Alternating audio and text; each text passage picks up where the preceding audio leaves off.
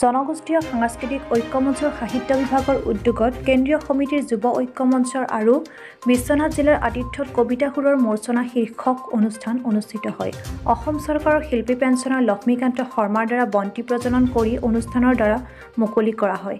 ইয়াৰ পিছতে ৰাংচিলি মন্দাকিনী দিহা নামৰ দলে চিৰচেনেহী মোৰ ভাষা জননী শীৰ্ষক গীত পৰিৱেশন কৰি সভাখন শুভাৰম্ভ কৰে।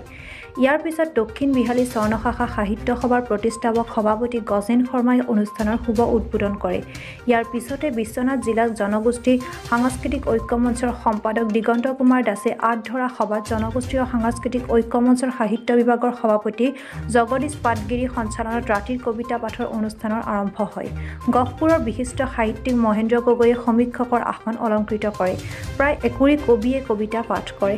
অংশগ্ৰহণ কৰি জনগোষ্ঠীয় সাংস্কৃতিক ঐক্য মঞ্চৰ কেন্দ্ৰীয় সমিতিৰ সম্পাদক প্ৰহ্লাদ মিৰি, সাংগঠনিক সম্পাদক কৃতিৰঞ্জন বৰুৱা, সাংস্কৃতিক সম্পাদক সামিয়া শ্যাম, মহিলা মঞ্চৰ সম্পাদিকা নিবেদিতা বৰাসহ কেন্দ্ৰীয় আৰু জিলা সমিতিয়ে। এই সভাত অসম লোকসেৱা আয়োগৰ পৰীক্ষাত সফলতা লাভ কৰা গাংমৌ থানাৰ নিখিল অধিকাৰী, বিশ্বনাথ মহাবিদ্যালয়ৰ অধ্যক্ষ চিন্তামণি শৰ্মা, বিশিষ্ট উদ্যোগপতি নেপালী বড়িৰ লক্ষী ভৰালী, অৱসৰপ্ৰাপ্ত শিক্ষক চৌধুৰীলাল উপাধ্যায় উপস্থিত থাকে। মানে গুৰুত্ব গভীৰ ভাল লাগিলে। আপোনাৰ অনুভৱ কি ক'ব লগা আছিল? ধন্যবাদ।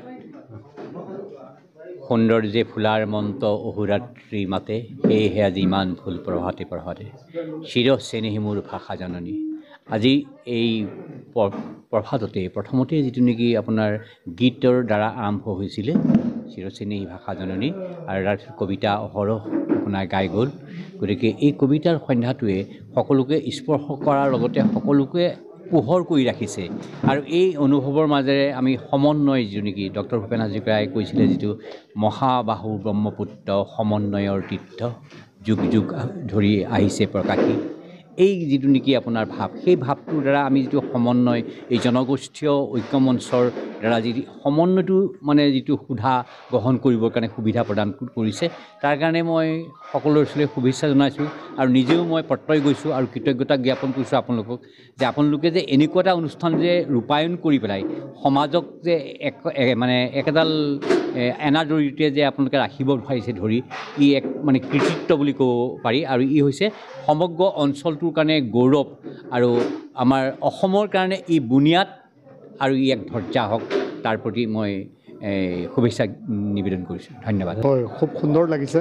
কেতিয়াবা কবিতাৰেও আমি এনিশা পাৰ কৰিব পাৰিম, ৰাতিৰ কবিতা আৰু লগতে সুৰৰ মূৰ্ছনা, এই দুয়োটা অনুষ্ঠানে খুব সুন্দৰকৈ আমাৰ গোটেই বিশ্বনাথ তথা বিহালীৰ ইতিহাস গৰকা পীতাম্বৰ পীঠ ধামত এই অনুষ্ঠানটি হৈ গ'ল। আৰু বহুতো কবিয়ে অংশগ্ৰহণ কৰিলে, শিল্পীসকলেও অংশগ্ৰহণ কৰিলে। ক'ব গ'লে গোটেই অসমৰে বুলি ক'ব লাগিব। গোলাঘাট, গুৱাহাটী আৰু আমাৰ লখিমপুৰ, বিশ্বনাথ, শোণিতপুৰ চব ফালৰ পৰা অংশগ্ৰহণ কৰাৰ কাৰণে আমি নথৈ আনন্দিত।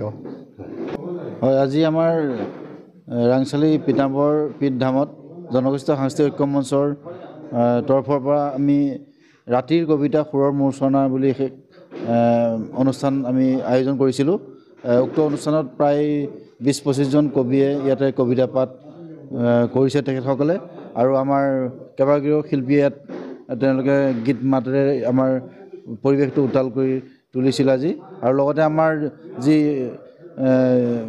ৰাতিৰ কবিতা সুৰৰ মূৰ্ছনা অনুষ্ঠানৰ লগত সংগতি ৰাখি আমি কেইবাজন বিশিষ্ট ব্যক্তিক ইয়াত আমি সম্বৰ্ধনা জনাইছোঁ। আমাৰ বিহালীৰ গৌৰৱ আমাৰ নিখিল অধিকাৰী, সদ্যঘোষিত অসম লোকসেৱা আয়োগত তেখেতে BDO ৰেংকত উত্তীৰ্ণ হৈছে, গতিকে তেখেতক আমি ইয়াত সম্বৰ্ধনা জনাইছোঁ।